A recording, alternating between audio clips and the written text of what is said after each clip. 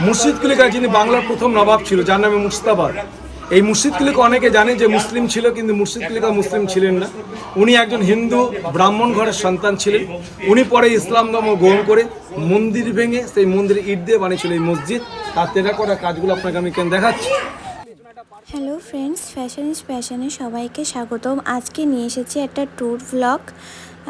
এই ভিডিওটির মাধ্যমে তোমরা বাঙালির ইতিহাস সম্পর্কে জানতে পারবে, বাংলাদেশের স্বাধীন নবাব। তাই ভিডিওটা স্কিপ না করে লাস্ট অবধি দেখতে থাক। যিনি বড় মাসি ছিল ঘাসেটি বেগম, নবাব আলীবর্দীর বড় মেয়ে। সেই ঘাসরি বেগমের এটা ছিল একটা তার বাগান বাড়ি। সামনে যে ঝিলটা আপনারা দেখছেন, এটা কিন্তু একসময় একটা নদীর পরিত্যক্ত খাত ছিল। পরবর্তী সময় সিরাজদৌলার মেসমশাই ঘাসরি বেগমের হাজব্যান্ড নওয়াজেস মোহাম্মদ খান, উনি ঢাকার শাসনকর্তা ছিলেন। সেই নওয়াজেস মোহাম্মদ খান 1750 খ্রিস্টাব্দে উনি এখানে ঝিলটাকে তৈরি করিয়েছিলেন। ঝিলটা কীভাবে কাটিং হয়েছে স্যার ম্যাডাম আপনারা একটু লক্ষ্য রাখবেন।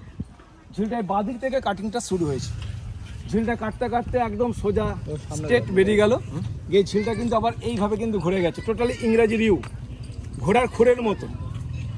টোটালি 750 বিঘা ঝিল। এই মতি ঝিলটার নাম রাখবার কারণ, নবাবী আমলে এখানে ঝিনুক চাষ করা হতো মুক্তের সংগ্রহের জন্য। সেই কারণে এই জায়গাটির নাম রাখা হয়েছিল আপনার মতি ঝিল। এই মতি ঝিলের ডান পাশে দেখান একটা তাল গাছ দেখা যাচ্ছে, ছোট্ট পাড়া। সামনে একটা বোট দেখুন রাখা আছে। ওইখান থেকে প্রায় আরও 1 কিলোমিটার দূরে ঝিলের মিডিলে করে ঘাসরি বেগমের প্যালেসটা ছিল। সেই প্যালেসটার নাম ছিল সিংহি দালান।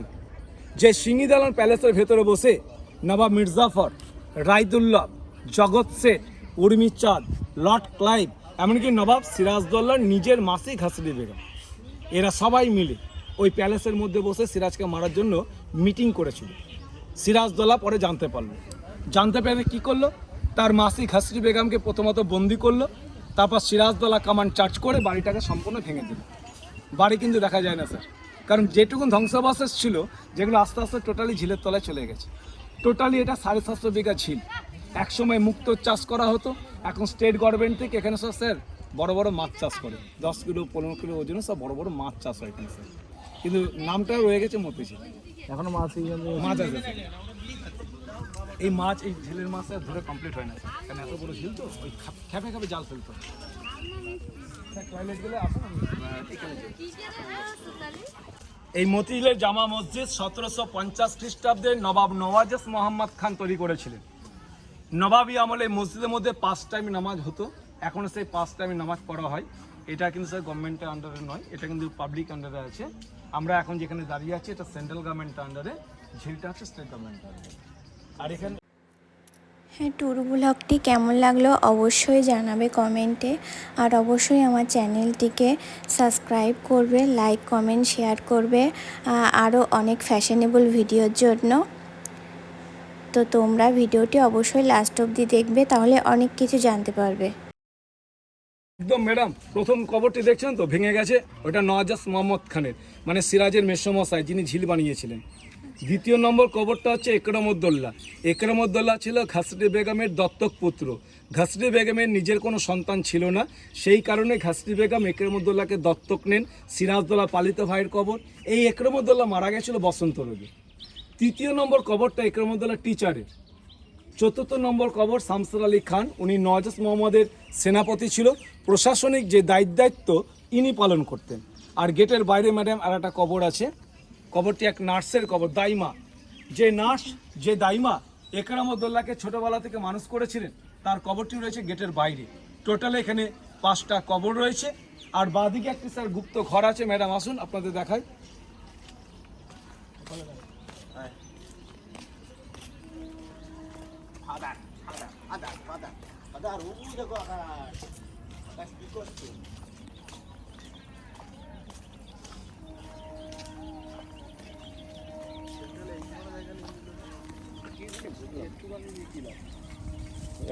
ঘরের ভেতরে যাবার জন্য জানালা দরজা কিছুই নাই।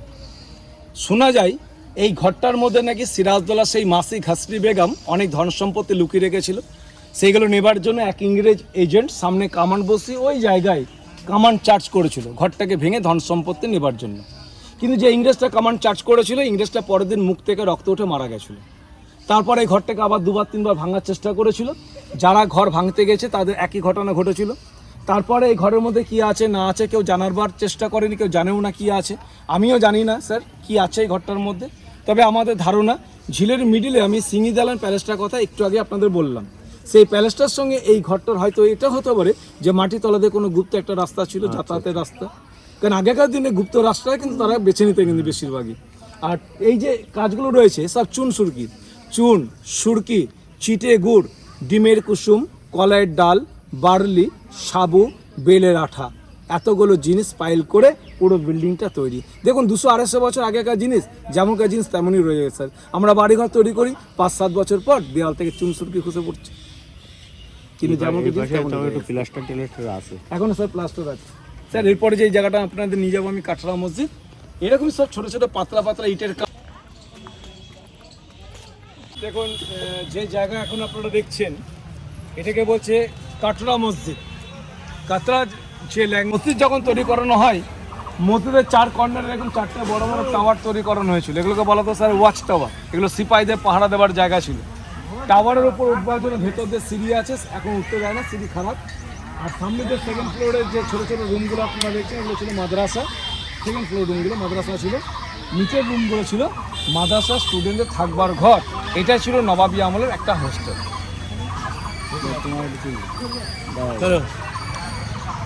দাঁড়া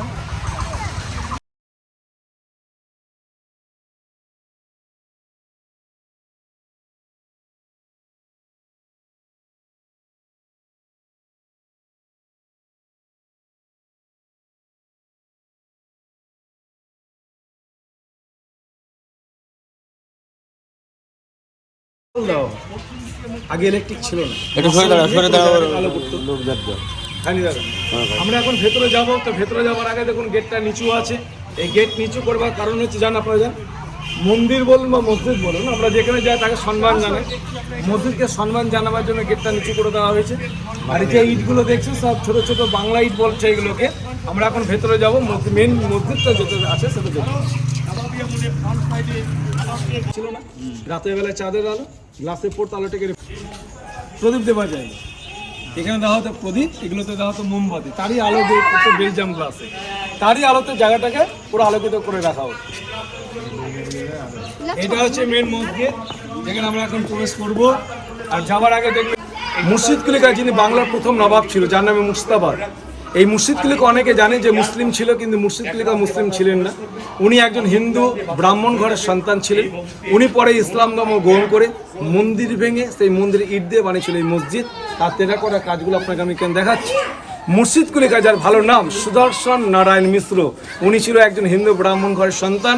মুর্শিদ কুলিকার তার বাবার নাম দর্পণ নারায়ণ মিশ্র। মুর্শিদ কুলিকা মুস্তার ফার্স্ট নবাব, বাংলা বিহার উড়িষ্যার প্রথম স্বাধীন নবাব। উনার নামে আমাদের শহরের নাম হচ্ছে মুর্শিদাবাদ।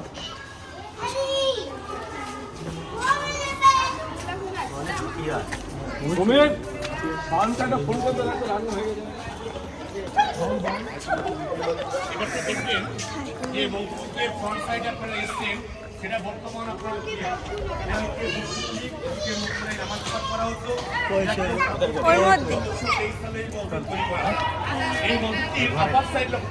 দেখতে পাবেন কিছু লোহার দণ্ডের উপরে মালা সিস্টেম করে রাখা আছে। এগুলো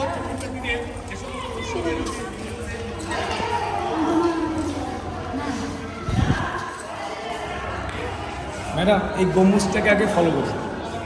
এটা কিন্তু কোনো ঢালাই গম্বুজ না, এগুলোকে বলা হতো খিলানের কাজ। ইটের উপর ইট দিয়ে দিয়ে তৈরি, একটা ইটের উপর আরেকটা ইট। এরকম গম্বুজ এখানে ছিল 5টা গম্বুজের মধ্যে মাঝে 3টা গম্বুজ আপনি দেখতে পাচ্ছেন না। তার কারণ 1897 সাল 12ই জুন আমাদের মুর্শিদাবাদে একটা ভয়ানক ভূমিকম্প হয়।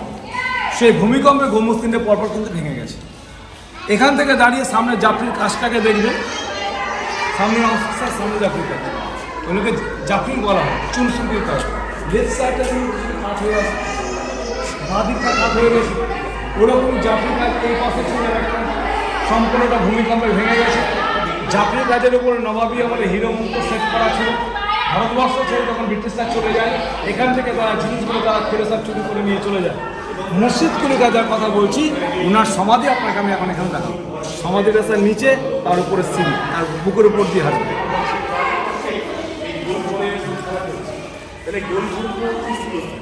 যে গম্বুজ দ্বারা আবৃত ঘরগুলো স্যার আপনারা দেখতে পাচ্ছেন, শুধুমাত্র এই ঘরগুলি ছিল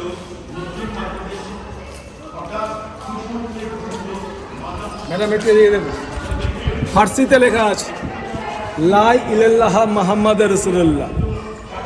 আপনার ব্যাক সাইডে যে জায়গাটা রয়েছে, এটা কিন্তু একসময় নামাজ পড়বার জায়গা ছিল। নবাব মুর্শিদ কুলি খার আমলে যখন 2000 লোক এখানে একসাথে বসে নামাজ পাঠ করতো, তাহলে আল্লাহ ভগবানকে স্মরণ করে নেওয়ার পর তারা এখানে বসে কিন্তু নামাজ পাঠ করতো। আমি সামনে নিয়ে যাব, দেখবেন ছোট ছোট ইট, যেগুলোকে বলা হতো সেই সময়কার পোড়া বাংলা ইট।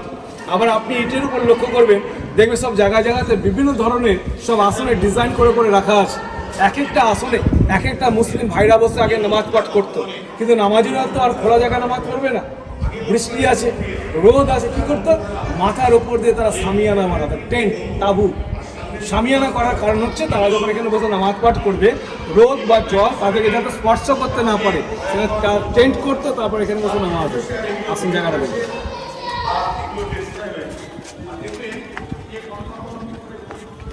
এই যে এখন ম্যাডাম এই যে বক্স টাইপের জায়গাগুলো দেখছেন তো, সব বেলজিয়াম গ্লাস ছিল নবাবী আমলে। আর একটু উপর দিকে তাকান, এবার লোহার বালাগুলো ঝুলছে দেখুন, ওইখান থেকে সেই টেন্ট হতো, সামিয়ানা হতো। নিচের দিকে তাকাবেন, সামনে নিচের দিকে লোহার দেখুন হুক লাগানো আছে, ওই পর্যন্ত টেন্ট হতো এই অবধি। তারপর এখানে বসে নামাজ হতো।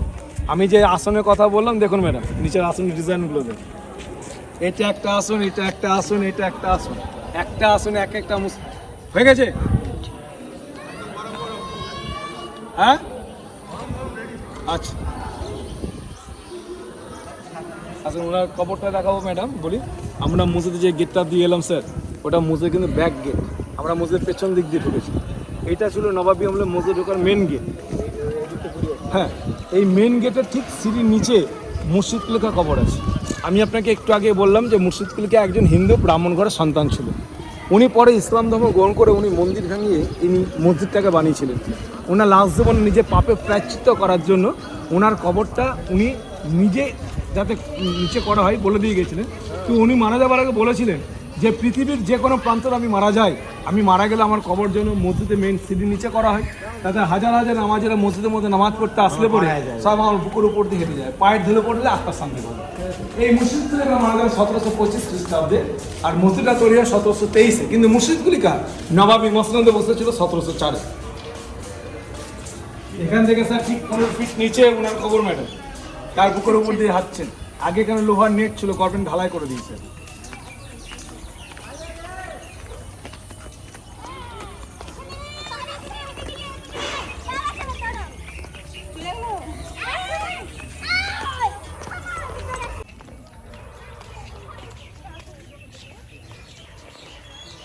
কুলি খাঁ ইনারি নামে মুর্শিদাবাদ এই শহরটার নাম। দেখুন এত বড় একটা নবাব, এদের তো স্যার কোনো পয়সার অভাব ছিল না, কিন্তু কবরটা কিন্তু কংক্রিট নেই, উপরে দেখুন মাটি। কারণ উনি বলেই গেছিলেন লোকজন হেঁটে যাবে পায়ের ধুলে পড়লে আত্মা শান্তি যেতে পায়, ওই উপরে কংক্রিট করা হয়নি। আর উপরে ইয়ে দেওয়া ছিল, আগে লোহার নেট ছিল, এখন পুরো গভর্নমেন্ট ঢালাই করে দিয়েছে। ইনি বানিয়েছিল আবার একটা শিব মন্দির মারা যাবার আগে। পাশে দেখাবো, কোন একটা শিব মন্দির? হ্যাঁ দেখাবো, হ্যাঁ সেই আমি সেই দেখাবো। যাও দাদা, যাওয়ার মধ্যে আমার আজকে রবিবারে কিন্তু না ভেতরে গেলে ছবি তুলবেন, যান ভেতরে যান। না ঠিক আছে। না এই স্যার আচ্ছা ম্যাডাম, আসার সময় আমি ওয়াচ টাওয়ারের কথা বলছিলাম না, যে 4টে ওয়াচ টাওয়ার ছিল। এই দেখুন এই কর্নারে একটা ওয়াচ টাওয়ার ছিল, আর এই কর্নারটা একটা ওয়াচ টাওয়ার ছিল, যেগুলো ভূমিকম্পের সাথে ভেঙে গেছে।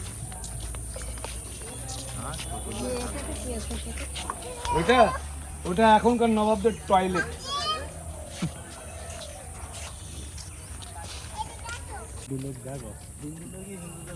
হ্যাঁ হিন্দু লোক মন্দির।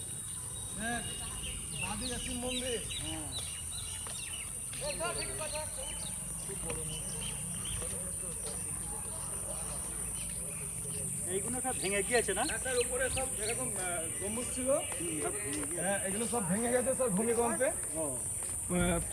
এগুলো স্যার মাদ্রাসা ছিল কিন্তু স্যার। মানে উপরের রুমগুলো মাদ্রাসা ছিল, নিচের গুলো ছিল ছাত্রদের থাকবার ঘর, ছাত্রাবাস ছিল।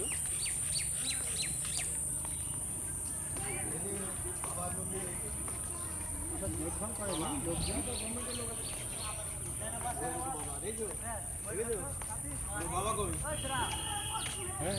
হ্যাঁ এইটা দেখে বানাইছে। হ্যাঁ সিদ্দিকুরের পুরো এই যে সিজিং যেটা দেখছেন না,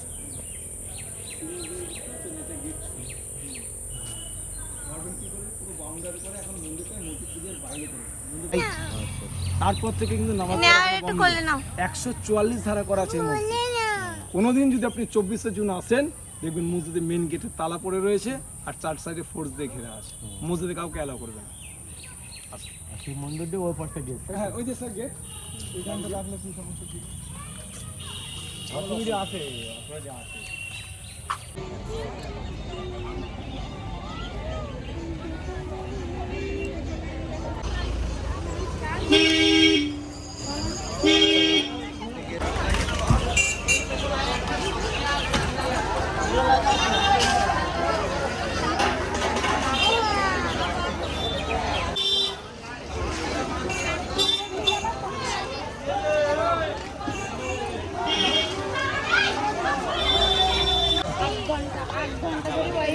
তাও সমান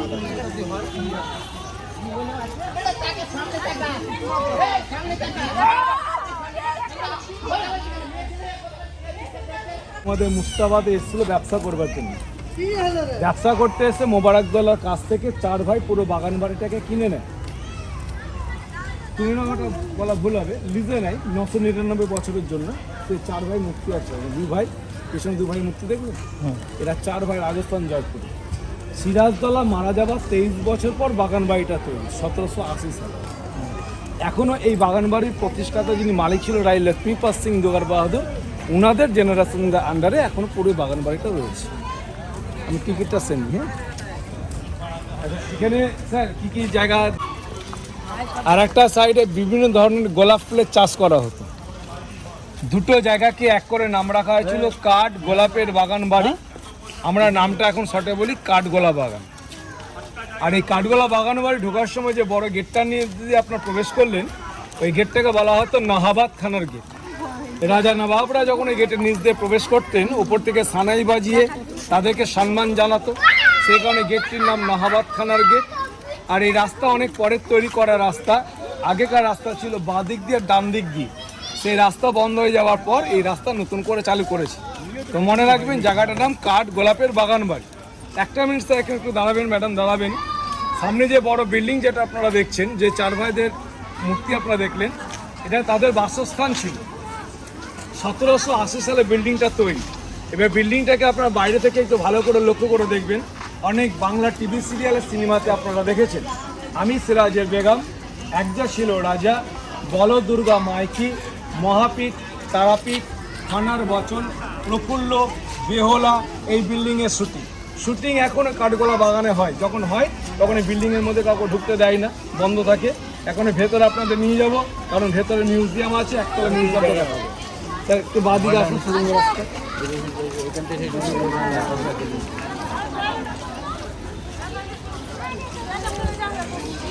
দেখা হয়ে গেছে, এগিয়ে চলো।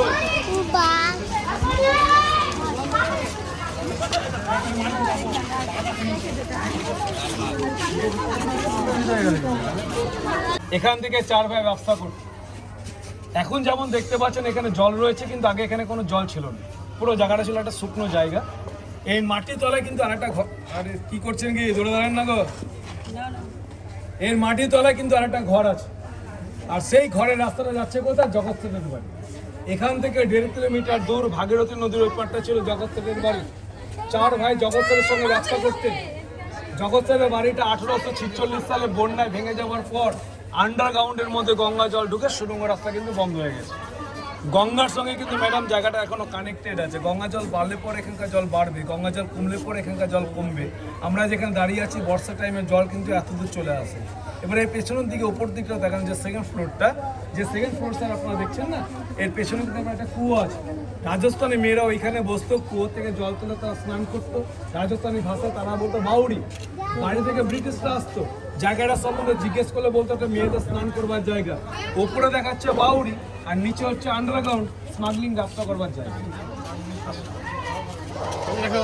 ইটালিয়ান বিখ্যাত আর্টিস্ট, এনার নাম হচ্ছে মাইকেল অ্যাঞ্জেলো। মাইকেল অ্যাঞ্জেলো যে মূর্তিটা আপনারা দেখতে পাচ্ছেন, এটা একটা পাথরে তৈরি করা মূর্তি। আগেকার দিনে কোনো মেশিন সিস্টেম ছিল না, সব ছেনি হাতুড়ি দিয়ে কেটে কেটে এই মাইকেল অ্যাঞ্জেলো মূর্তিটাকে তৈরি করেছিলেন এক বাঙালি শিল্পী, তার নাম হচ্ছে দেবাকর ভাস্কর। পরে আবার দেবাকর ভাস্করের ডানাতে কবজি কেটে দেওয়া হয়েছিল যাতে এই মূর্তি আর করতে না পারে।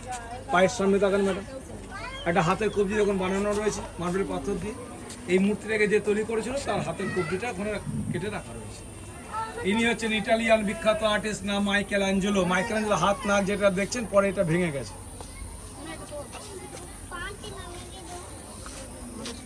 স্যার হ্যান্ডপাম্পের সাহায্যে ফোয়ারাগুলো সব চালু করা হবে। ফোয়ারাগুলো কিন্তু এখনো ঠিকঠাক আছে, কিন্তু এই শীতের সময় সিজনের টাইমে ফোয়ারা চালু করে দেবে। এখন আমরা এই বিল্ডিংটার ভেতরে যাব, তার আগে বাবুকে দেখাবো এখন বড় বড় মাছ। চলো কালারিং মাছ দেখবা। যে জৈন যাদের কথা বললাম, এরা যে চীনামাটি কাপড়েট একবার ব্যবহার করতো, দ্বিতীয়বার সেই চীনামাটি কাপড়েট তারা ব্যবহার করতো না, সেগুলো ভেঙে ভেঙে এগুলো স্যার তৈরি করে একবারে ইউজ করতো। আর এইগুলো কিন্তু স্যার সব কিন্তু ফুলের টব ছিল, কিন্তু প্রত্যেকটা ফুলের টবের মধ্যে বিভিন্ন ধরনের গোলাপের গাছ লাগানো থাকতো। একটা টবে জল দিত, সেই জলটা আরেকটা টবের মধ্যে গিয়ে পৌঁছাতো। এখন খারাপ হয়ে গেছে। আর এই যে সাদা গুমটে যেগুলো দেখতে পাচ্ছেন, গম্বুজগুলো, এগুলো ছিল সিপাহীদের পাহারা দেওয়ার জায়গা। সিপাহীরা এখান থেকে দাঁড়িয়ে বাইরের শত্রু থেকে ফলো করতেন। এই সামনে একটা বড় পুকুর দেখা যাচ্ছে, এই পুকুরের নাম্বার জন্য 6টা কর্নারে 6টা বড় বড় ঘাট বাঁধানো আছে। এই পুকুরটার মধ্যে জৈনদের সময় অনেক বড় বড় মাছ থাকতো। জৈন সম্প্রদায়ের লোক, এরা তো মাছ মাংস স্যার খেত না, মাছ যখন মরে যেত মাছের কবর দিত, তারপর তারা মাছের মডেল বানিয়ে রাখতো। মাছের মডেল আছে, দেখাবো আপনাকে আমি। তার এখন আর এই পুকুরটার মধ্যে স্যার কালার মাছ ছাড়া আছে, আসুন সেটা আগে দেখে নিন।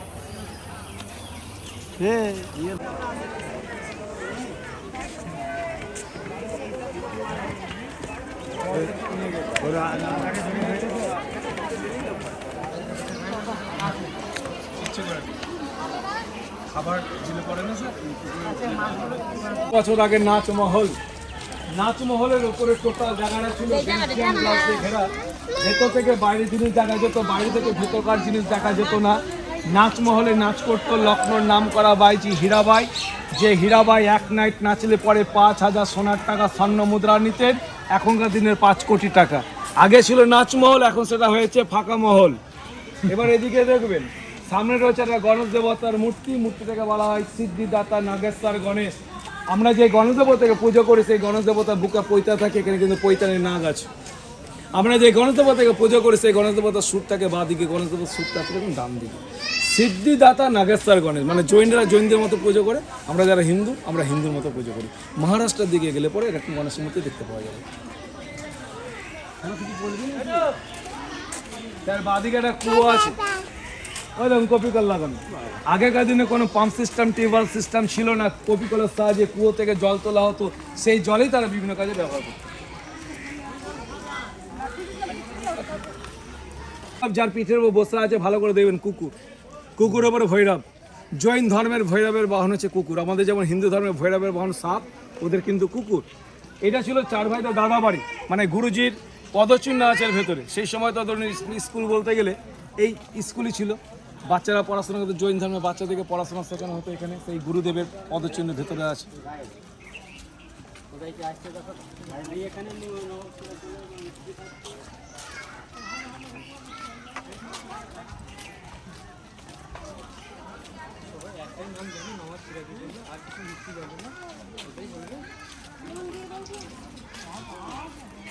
পড়ে আছে গাছটা, মিডিল থেকে দুটো ভাগ হয়ে গেছে। গাছটা কিন্তু এখনো জীবিত, 150 থেকে 155 বছর বয়স। গাছটা হচ্ছে শ্বেত চাপা ফুলের গাছ।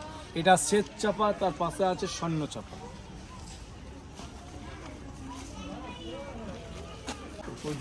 এখানে মানে আমাদের লালগড় পর্বতমলের মধ্যে নেই, যে এখন যে আছে বহরমপুরে আছে।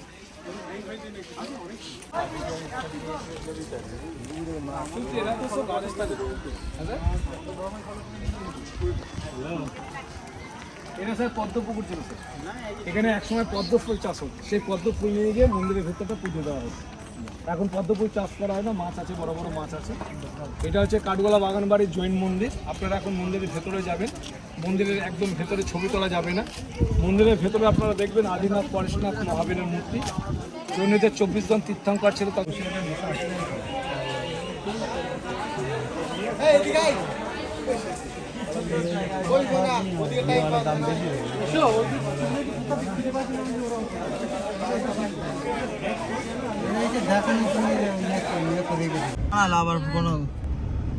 এটা কি বললেন? নসিপুর রাজবাড়ি রাজা দেবী সিংহের 1776 সালে তৈরি করা এই রাজবাড়ি আপনারা ক্রস করছি। মির্জাফরের কি ছিল? পরিবারদের কবরস্থান। পরিবারের আজি মুন্নেসা বেগম। ডান দিকে দেখেন বড় সিঁড়ি, সিঁড়ি নিচে কবর আছে, একটাই কবর আছে। আর উপরে একটা বড় মসজিদ ছিল, মসজিদটা ভূমিকম্পে ভেঙে গেছে। মানে যে কলজে খেত, কলজে খেতে যে কলজে খেত তার তার কবর আছে এখানে। আজি মুন্নেসা বেগম। ইতিহাস পাতার মধ্যে নাম পাবেন স্যার জিন্নাতুন্নেসা বেগম।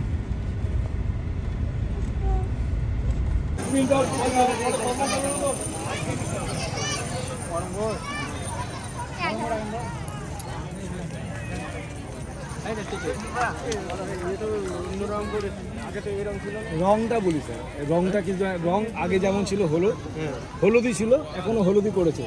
তবে কালারটা অনেকদিন দীর্ঘদিন রং করা হয়নি বলে কালারটা ফেড হয়ে গেছে, লালচে লালচে টাইপের হয়ে গেছে। এটা নবাব সিরাজদৌল্লা মারা যাবার 80 বছর পর তৈরি করানো হয়েছিল। মির্জাফরের বংশধর হুমায়ুন যা তৈরি করেছিল হাজারদুয়ারি। 1000টা দরজার জন্য বিল্ডিংয়ের নাম হাজারদুয়ারি।